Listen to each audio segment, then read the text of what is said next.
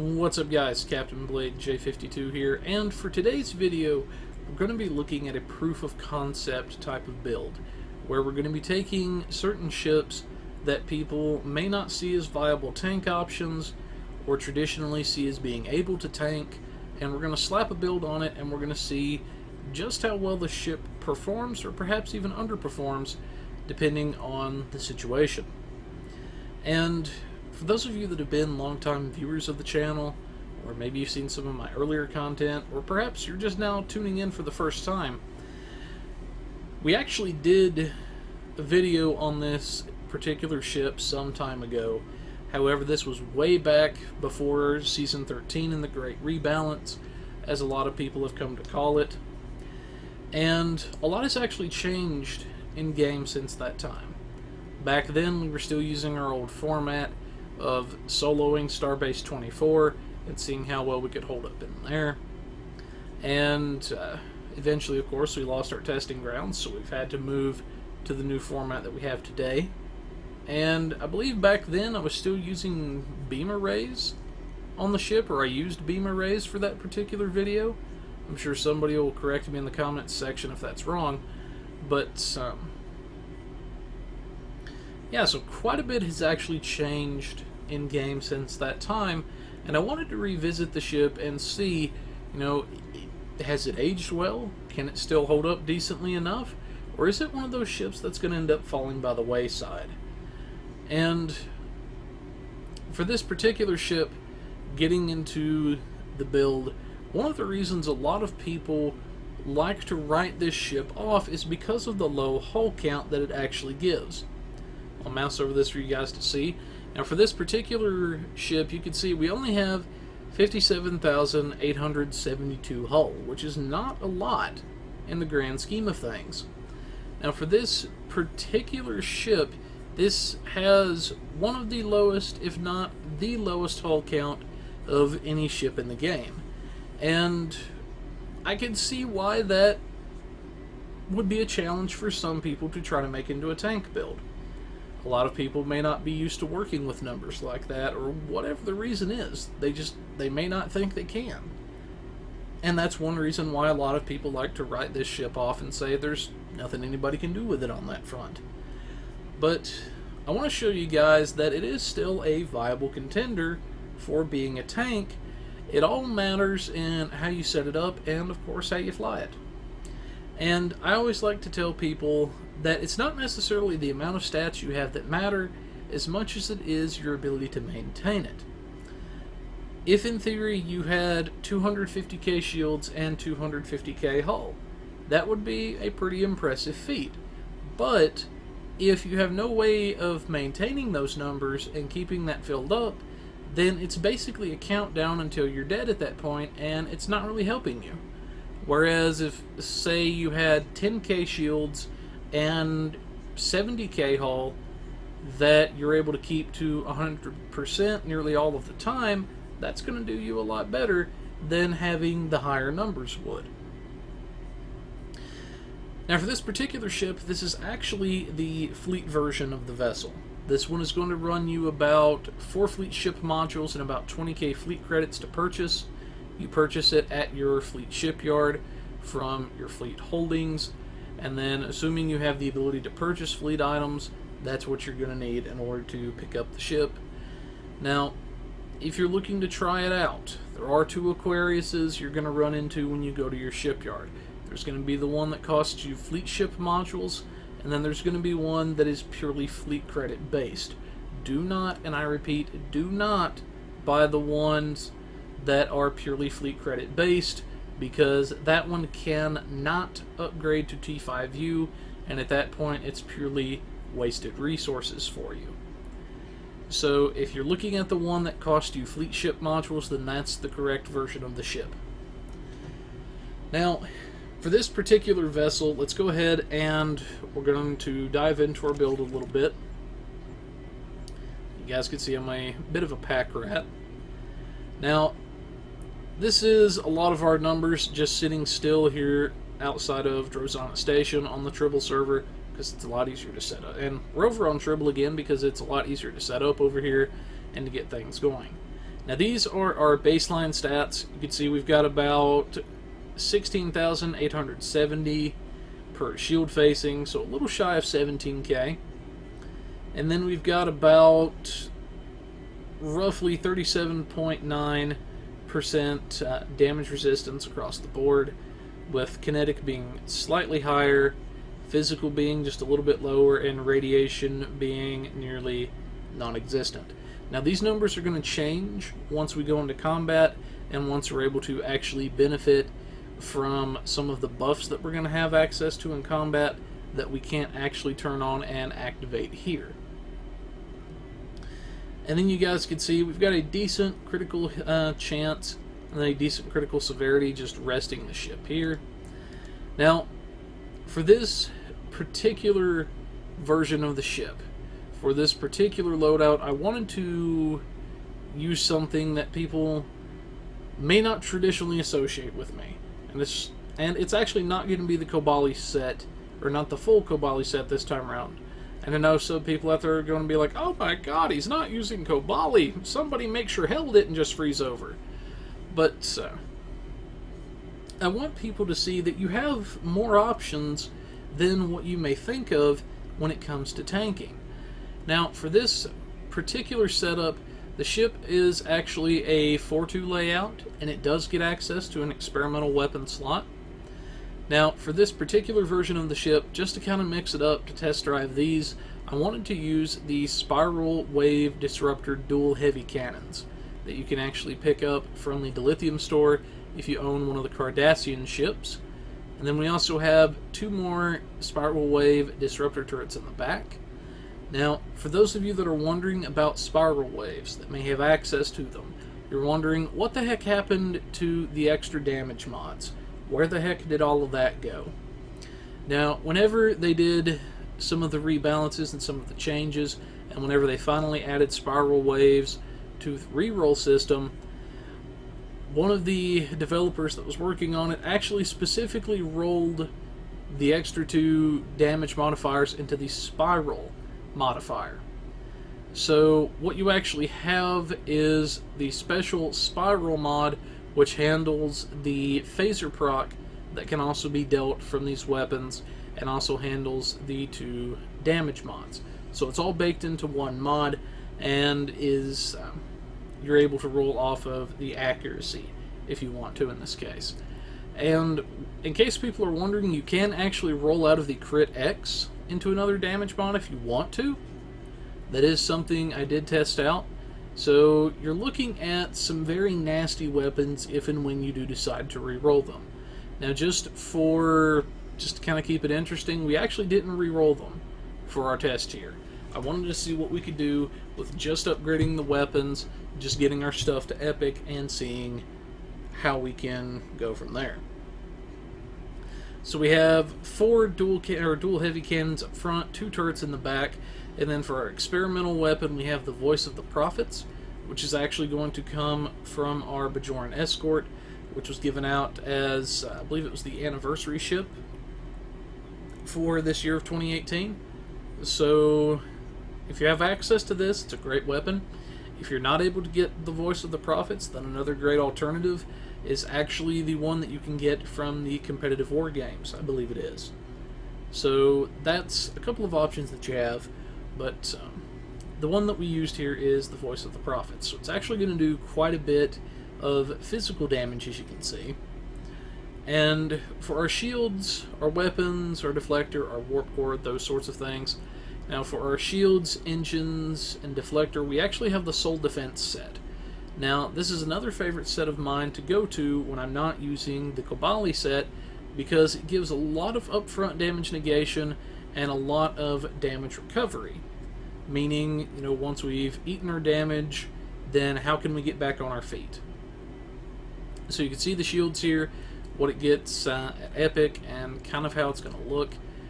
It's got the Cap Regen mod, and then it gets a Regen mod at Ultra Rare. So what is so special about this shield is it's going to give you a 10% across the board energy damage reduction to shields. Meaning you're going to take 10% less damage to your shields because of this. And you're also going to get a bonus of 15% additional incoming shield healing to self. So that is one thing you are going to get there, is increased shield healing. Then for your engines, you actually get an interesting little ability on the engines. When hit by directed energy attacks, you have a 25% chance to gain 4.3% turn rate and 0.91 defense rating for 15 seconds, and it can stack up to 5 times. So you're actually looking at some pretty significant buffs when you take that into account. Otherwise, these engines, to me, are kind of what you see is what you get, as most impulse engines turn out to be. Then for the deflector, again, it's kind of what you see is what you get. And you do get some pretty decent stats with this. You get some hull restoration, some shield restoration, some capacity, and then some control X and drain expertise, which is going to do you fairly well, I think. Now, what makes this set so potent is actually the 2-set and 3-set bonuses that it's going to give you. And then really quickly, we'll go over those. The 2-set is pretty much self-explanatory. It's a static 25 energy damage resist and 35 kinetic damage resist. So it gives slightly better than a neutronium alloy armor worth of resist without actually having to slot a neutronium. Then the 3-set is what makes this particular setup so powerful, in my opinion, when it comes to healing. And that is the 3-set that it gives. It's a 2-minute recharge. You're going to get about 16,902 hit points to allied ships within 10-kilometer radius up to 5 maximum targets, and then it can also cascade over to certain fighters that are close enough. And that does get buffed with your hull restoration. So your numbers may be slightly different from mine, depending on how much you have into hull restoration or how much you don't have. So don't freak out if our numbers are slightly different. So that's one big advantage that you're actually going to get to the Soul Defense set.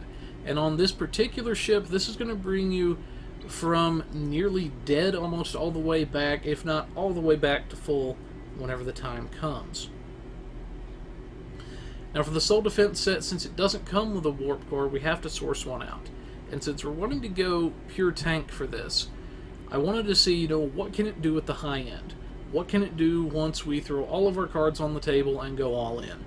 And that's why we're using the Kobali warp core here. So this is the one Kobali set item that we're actually going to draw on, aside from our Regenerative Integrity Field console. Now the Kobali core, it's kind of for the most part what you see is what you get. You get a Shields to Aux mod, and then you get the Amp mod, which is very nice. So any subsystem you have with over 75 power, you get a straight Category 1 bonus, which is nice to have. And then you get the standard W to S, or Weapons to Shields, modifier that all warp cores typically get at Epic. And then the real strength, of course, is the Kobali Shield Capacitor, which is that massive shield heal that it can throw out and do quite well with. For the most part that I've seen with this ship, it's going to bring your shields from completely drained almost all the way back, if not all the way back, to full outright. So it's a nice little reset button on your shields, I guess you could say. And that's what we have for our shields, engines, warp core, deflector, that sort of thing. Now, for your device slots, you've only got 2 device slots. Now, we're actually using some energy amplifiers because it's a 20% Category 2 energy weapon damage bonus for the 20 seconds. So this can be used for a nice damage burst or a nice threat generating burst whenever you need it, and is something that I recommend people consider. And then you guys are going to see this a little bit later on. We actually have our temporal negotiator sitting on the ship now. Whenever myself and our good buddy Timber went into our Beta Thoradar run, we actually screwed up and we didn't have it on the ship. So that is something that you'll hear us talk about in the Beta Thoradar run when we get to that point. But that is something I did want to mention here. This is actually supposed to be on the ship. Now, for our console layout, you're looking at a 4 engineering, 2 science, and 5 tactical layout. For your engineering consoles, we've got our binaural infusion circuits. That's going to give a nice chunk of crit sev, as well as control expertise and hull capacity. This is one of our low-buy consoles. We've got our tachyokinetic converter, which is going to give some control expertise. It's going to give a nice bit of flight turn rate, as well as crit chance and severity. And it's basically an RCS and an assimilated module crammed into one thing. Then we have our dynamic power redistributor module. It comes from the Atlas for Federation characters, and gives a passive bonus to damage resistance across the board, and also gives a bit of a energy damage boost. And then the real strength here, it's actually going to give, for 20 seconds you get a plus 40% bonus damage, that's category 2, while you're above 80% hull. And then the thing you get all the time is the 100 bonus damage resistance rating and the plus 500% hull regen while the ability is active. So if you drop below 80%, you do not lose the hull regen bonus and you do not lose the damage resistance.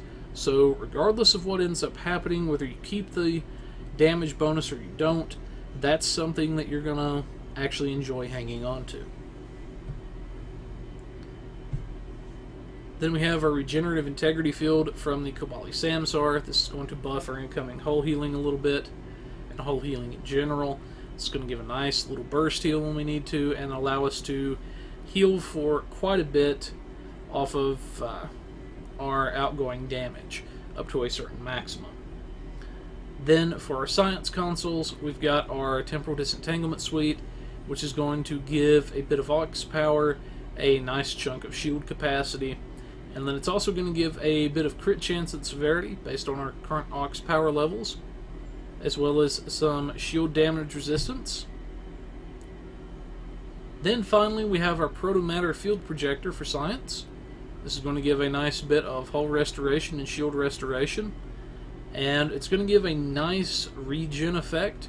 It's going to give 392.3% shield regen and 420% hull regen, and these do get buffed by your restoration skills. And this comes off of the Lucari Dorito ship.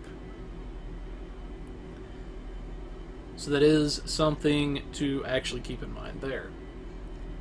Then for our tactical consoles, we have the Disruptor vulnerability locators that we picked up from our Fleet Spire. So that is a nice little something to have as well. Then for the mastery, I'll mouse over that real quick for everybody. We've got the plus 5 accuracy, plus 5 defense, plus 10% kinetic and energy damage. Then we have our 15% crit sev. For our skills, this is pretty much a standard build like I would use. We've got, you can see the lieutenant rank skills. I'm not going to go into real great detail on the skills because that would add quite a bit more time to this intro, more than what I'm willing to do. I'll have a separate video for you guys that want a technical explanation of this at some point, so you can kind of check it out and understand why I invested certain points where I did. You can see the lieutenant commander rank skills, commander, and then captain rank, and then finally our admiral rank skills. Now for these little unlocks at the bottom, there's really only one for a tank that I'm going to consider mandatory, and that is the threat control, because that's going to be worth free threat gen while you're in threatening stance. Now for the specializations, we're actually using Intel as the primary at the moment. That's going to give some nice damage boosting, which can translate to threat gen. It's also going to give a bit of defense passively, which is nice to have. And then we also have for our secondary, which is strategist, which is going to give us some nice benefits while we're in threatening stance, as well as giving us an AoE taunt effect, which is going to be very nice to have as a tank, especially since in this particular ship we don't have access to cruiser commands. So that is something to keep in mind there. Now for our traits, my character is actually an alien, so he gets an extra trait slot. Now for his space traits, we've got a good day to die. That's going to let us use our go down fighting at any rank. Beam barrage, which I actually forgot to swap that over to a different thing. But that's actually supposed to be a... I think that's supposed to be the projectile. Is where I ended up putting that one. So, slight little hiccup there on that one.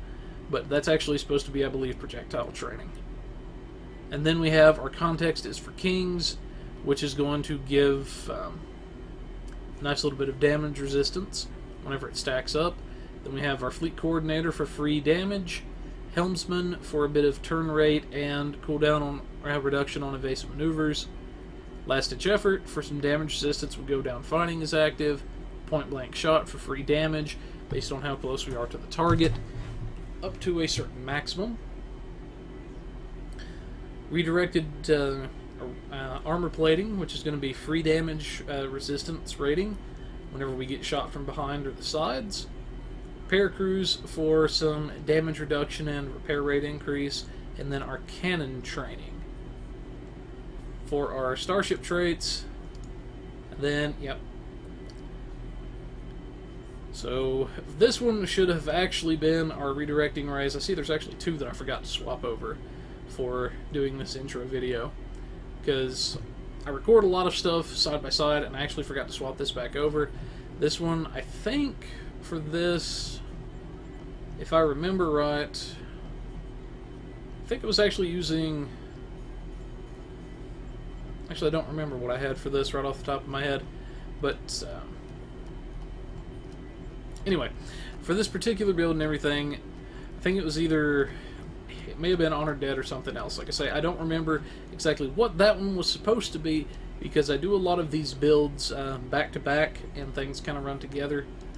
But the traits that are correct are our All Hands on Deck, which is going to give recharge time reduction to Psi Captain powers, our Attack Pattern Delta Prime. Now this may be kind of expensive for some people to get, but it's going to give some crit chance and severity whenever we activate our Attack Pattern Delta. Then we also have our History Will Remember for free damage, hull regen, and our extra threat gen. While this is active, this comes from our Ambassador class. And then finally we have our Emergency Weapon Cycle for a power cost reduction and firing cycle haste. Space Reps, we've got our Aux Power Offensive, which is going to give damage based on our Aux Power and some accuracy. The Target Systems for free severity, our Energy Refrequencer, which has actually gotten a pretty significant benefit to it now, which is actually in part based off of your whole healing bonuses. It takes that into account now. And in a lot of cases, this is actually healing more for me than a Hazard Emitters 2. In a lot of cases. Precision for free critical hit chance, and Magnified Firepower for a bit of free Category 2 damage. Then for our space abilities, our Quantum Singularity Manipulation, it's a buff to our science stats for the duration, and a temporary cloak. Anti-time Entanglement Singularity for nice AoE physical damage and slow.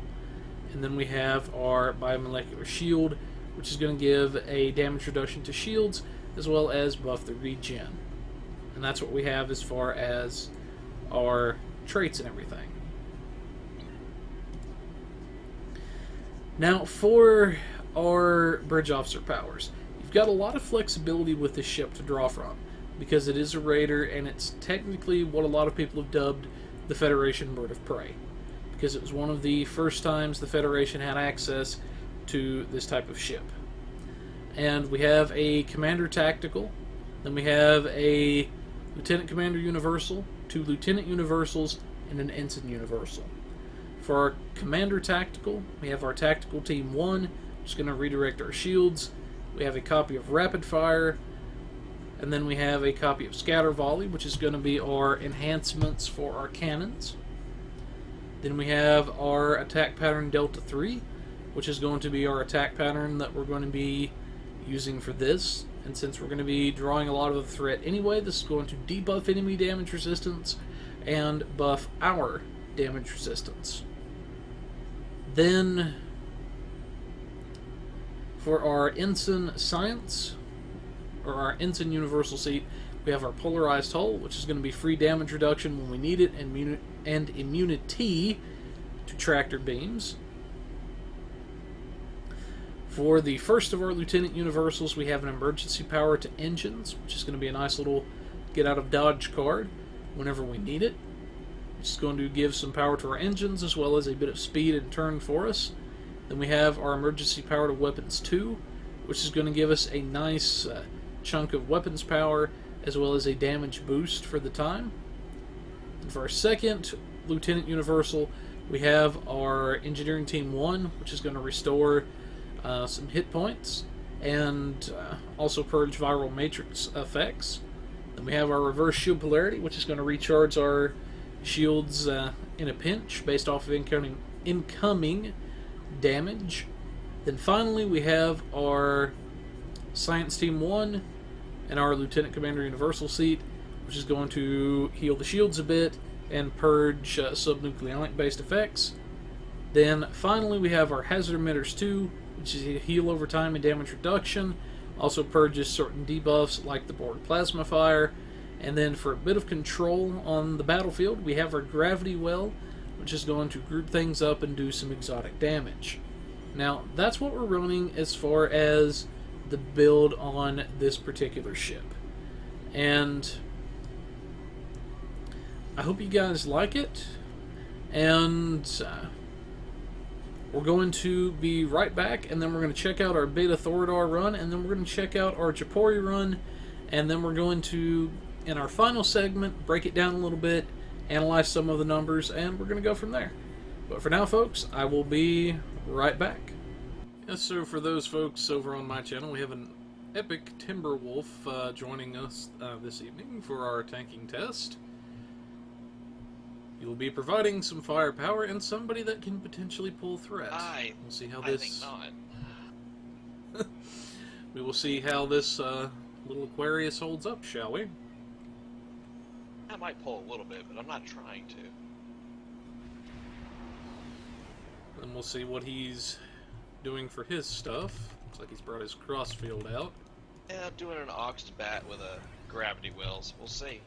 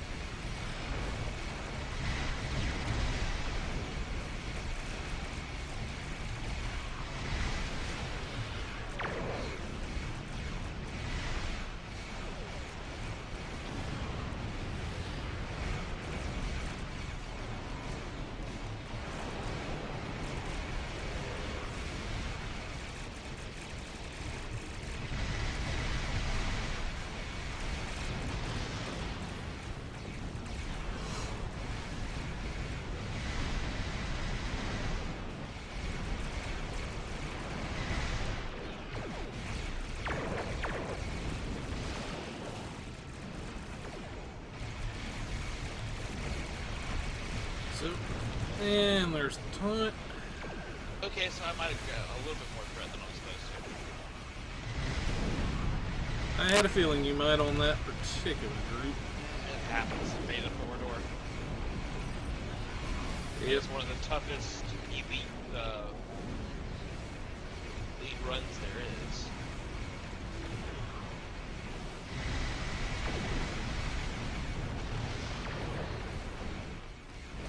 I had a feeling that was going to happen. I wasn't going to be too far behind. It happens in here, folks. This is one of those runs where things can go south really quickly. Do try to stay alive. Working on it. Never mind.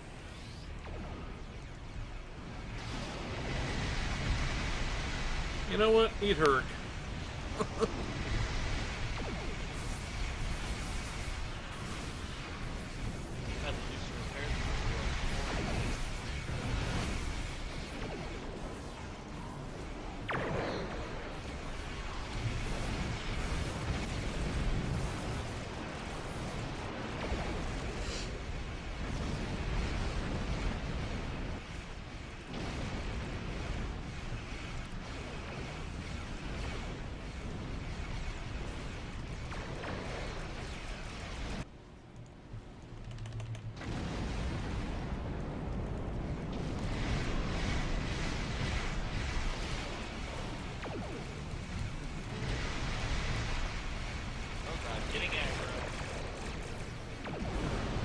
got him.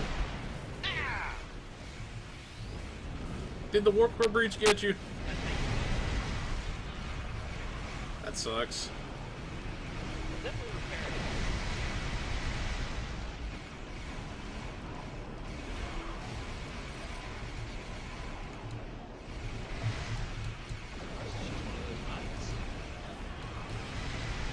Must be.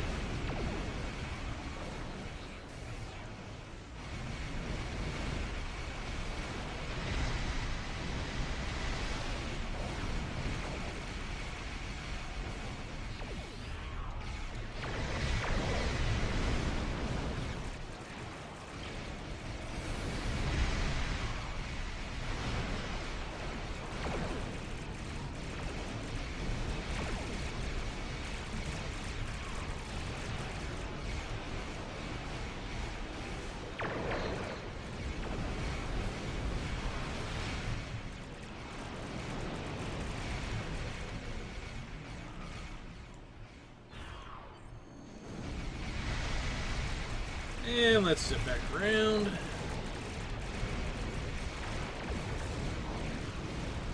Well, crap. Tried to hit my power, but it didn't go off.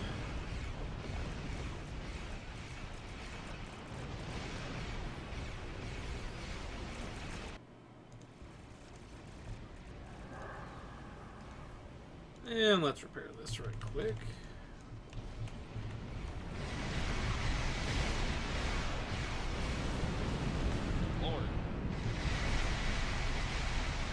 Yeah, it is not our night. It is not.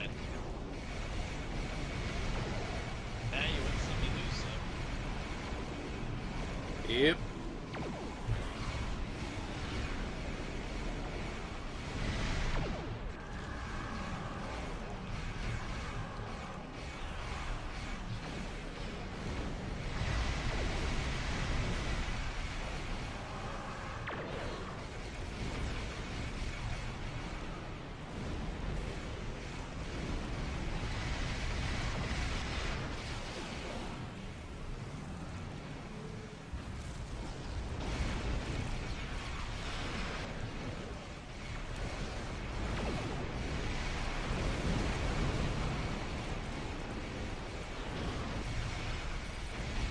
There we go. Let's get a little health back.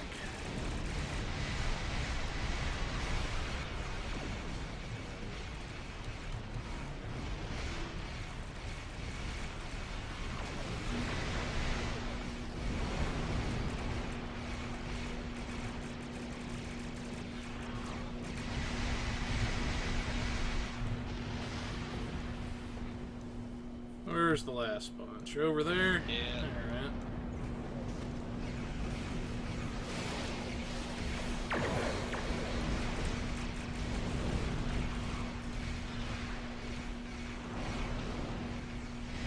Go girl up to speed here.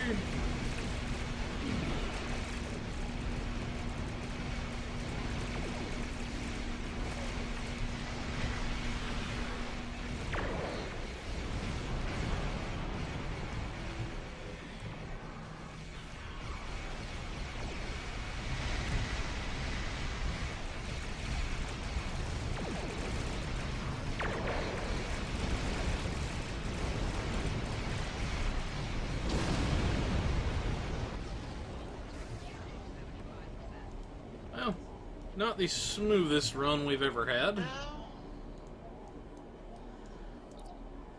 Probably give you some ideas before we hit Japoria with this ship, though. Yeah, that it will. So, that is one big thing to keep in mind, folks, is that even as a tank, you are not invincible. This run definitely showed that.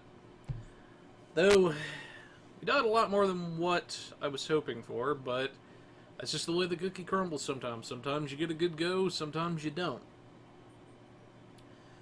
But we're going to fix a few things, and then those of you guys, you'll be seeing our Japori run next, where we're actually going to parse and see about what this is doing. And we're testing this here again in Beta Thorador Elite because this is one of the tougher patrols out there in the game. And we wanted a challenge, well, we got it. Damn right.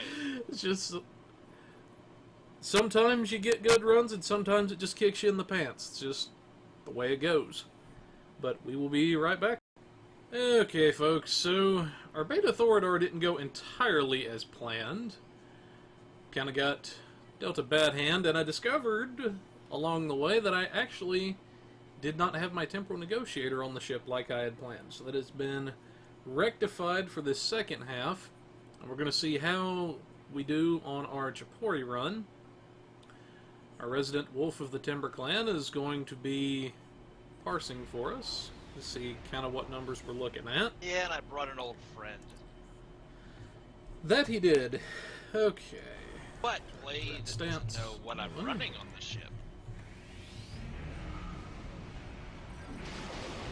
Let's let him find out.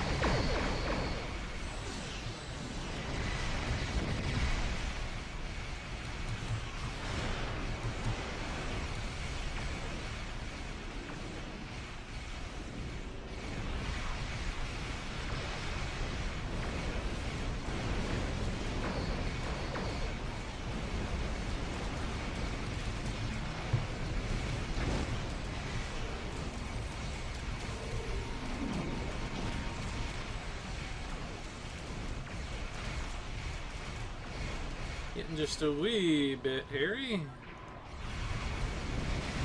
Nah, we got him, we got him.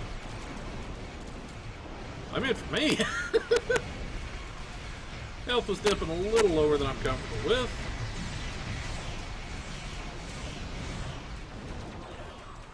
Now, I will admit, folks, I am not the best pilot when it comes to cannons. But again, I wanted to do this more as a proof of concept that you can indeed tank with an Aquarius.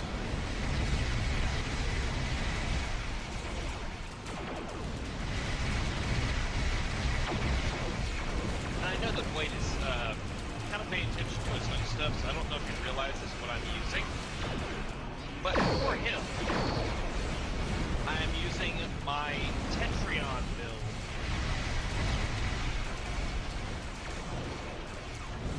That includes the advanced Tetrion Radiant Beam from the Tier 6 Iconian rep. I suspected. Why not? Synergy type is for you.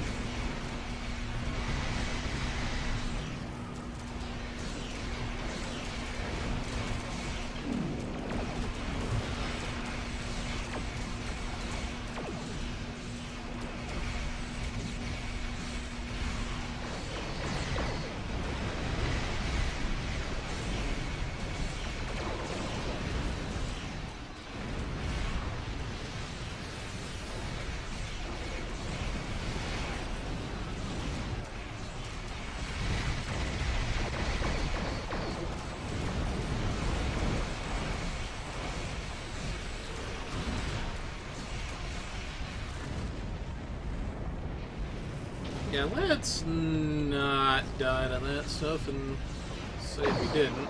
Leroy Jenkins! And here we go. Timber's doing what Timber does.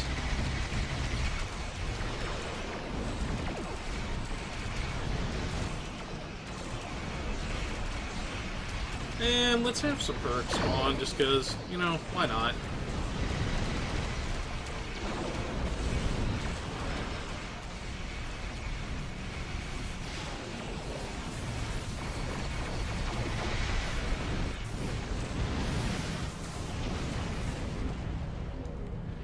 Okay, so that went a heck of a lot smoother than our Beta Thoradar did. A lot better. Alright. So, This will be easy to find. It's the first triple parse we've done on my laptop. yep. Alright, so that went a lot smoother. And again, like I say, I know I'm not the best cannon pilot when it comes to dual heavies, but I wanted to do this, again, more as a proof of concept, just to show you guys, you know, hey, you can think outside the box with this stuff, and just kind of see what we can do, because I do enjoy flying the Aquarius. Well, I've got the numbers. Alright, what are we looking at? Alright, as far as the parse itself, I pulled 126k with Tetrions in this run. Probably Okay, it's not too terrible. Probably gonna be a build I put on my channel at some point. You did 36.49, so 36 and a half. However, the breakdown is I only brought in 636k of damage, as in I took it. You took 1.3 million. That's really good. So the damage in for you was just shy of 68%, and you took in 60% of the attacks. So you had a good chunk of the threat. Okay. It's just that because I was dealing so much more damage than you, I did steal a little bit of it here and there, but it didn't look like much because, but honestly, from my perspective, my shields were really the only thing that dropped. I didn't really have to use a hull heal at all. But you had the threat. That's good. Well, you heard it from our Wolf of the Timber variety there. And looking at what you got here on your parse, your hull damage in, you took 601k hull damage, you took 751k of shield damage. Total heals equaled 653k. A little shy of that, a little bit more than that, very slightly. You had a max one hit of 167k. It's actually pretty good. And that max one hit came from Voice of the Prophets. So, and I've actually noticed that experimental weapon is actually doing really well. That was your second highest on your parse at 5.9. So Voice of the Prophets was doing well with your spiral waves. I won't break it down. That's for Blade to do in the final segment. But yeah, he held the threat away from me from cannons. So, like I say, this, again, I know I'm not the best pilot. I know I've said that a few times when it comes to cannons. I'm actually very rusty when it comes to cannons. But this is to show you guys that you can think outside the box and you can still do very well as a tank, even in an Aquarius. And with this little ship, I have all 30 stacks of History Will Remember, and I'm sitting here at only about 72k hull, almost 73k. And we were able to pull off that kind of a run. And you can see here, folks, that pretty much, I think at this point it's safe to say, any kind of ship we want can be made into some kind of a tank. Even something as squishy as the Aquarius. It's all on how you build her and how you fly her. But we'll break a few little things down in our final segment. But thank you, Sir Timber, for joining me this evening. Not a problem, sir. And we will be right back for our final thoughts and our final segment, folks.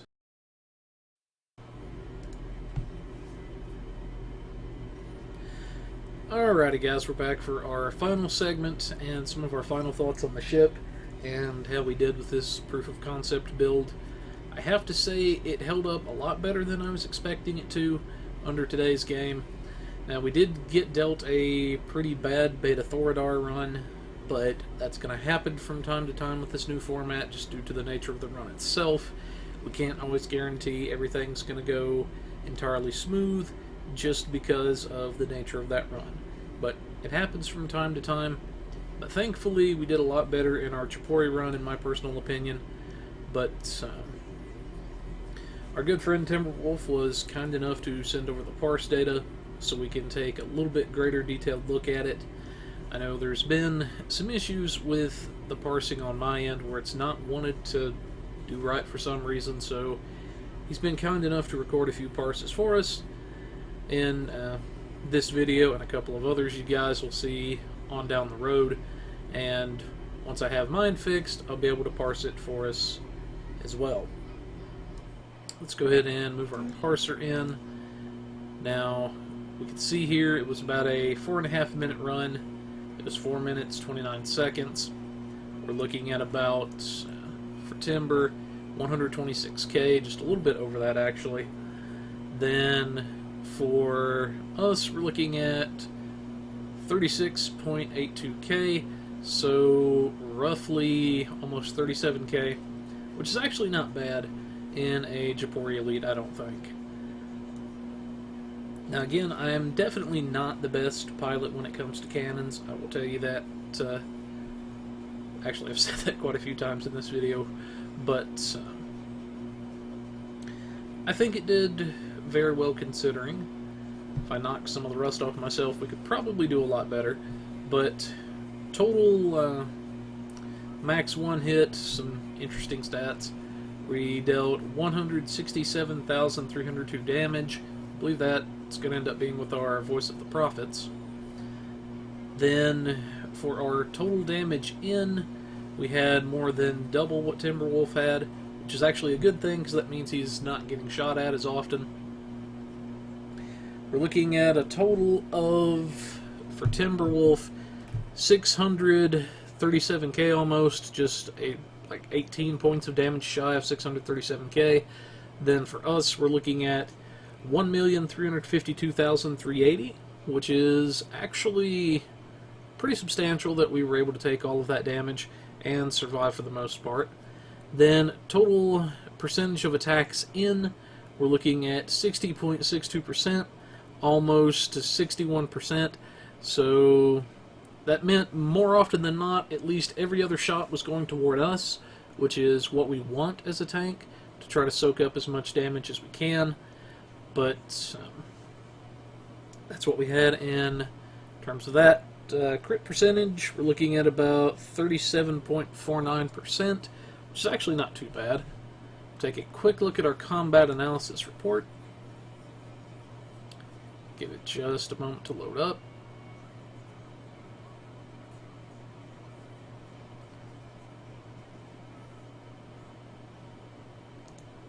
And there we go.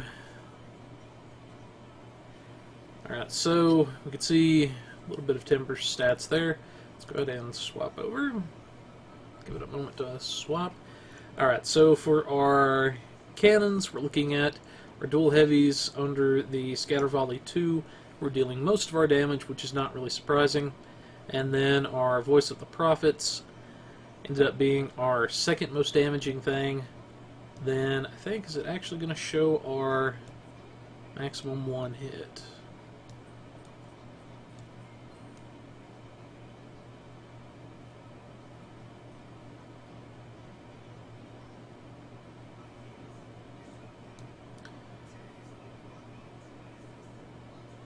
Oh wait, there it is.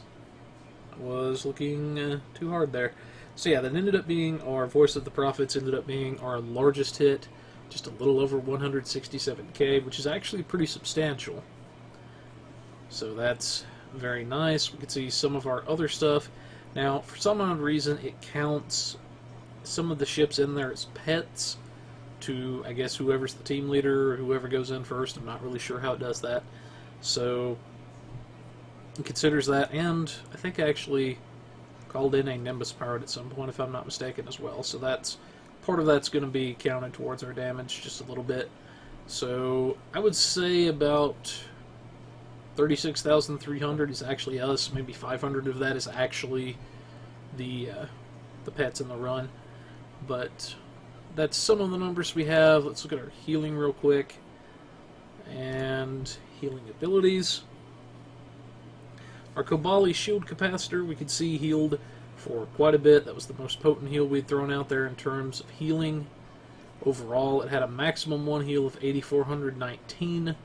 It was not the strongest heal that we had overall, but it did the most healing in the run. So you can see the shield healing came out to about 134,704, which is actually not bad. And then our energy refrequencer came out to be our second most potent heal in the run. Part of that's because energy refrequencer is able to run full time, so therefore it's going to get more ticks to it. But overall, we're looking at about 420 heals per second, or healing per second off of the ability. So that's not too bad, I don't think. You can see our hazard emitters, our automated reinforcements, our regenerative integrity field, and you can kind of see an overall breakdown there. And then we didn't really use our discharge repair nanites that much, so it didn't really have that big of a chance to heal that much, but given the nature of that ability, that's kind of what I expected. So you guys can see some of what we're able to do with this build, some of what we're able to do with this ship. Let's go to you can see some of the heals too, that kind of stuff. But overall, guys, that's what we have for this particular proof of concept. Like we're saying, about 36k, almost 37k in a 4-minute run. I don't think that's that bad for this particular little ship. She holds up rather well. We might have gotten a little bit different performance out of her if I'd used some of my usual items, but the big thing I wanted to show you guys is that you don't have to stick to just one specific style of ship. You don't have to stick to just one particular set if you're wanting to tank. You actually do have options out there. The key thing is picking which ones are right for you, right for your ship, and right for your build. But for now, guys, I hope you all have enjoyed this proof of concept run, and this is Captain Blade J52 signing off.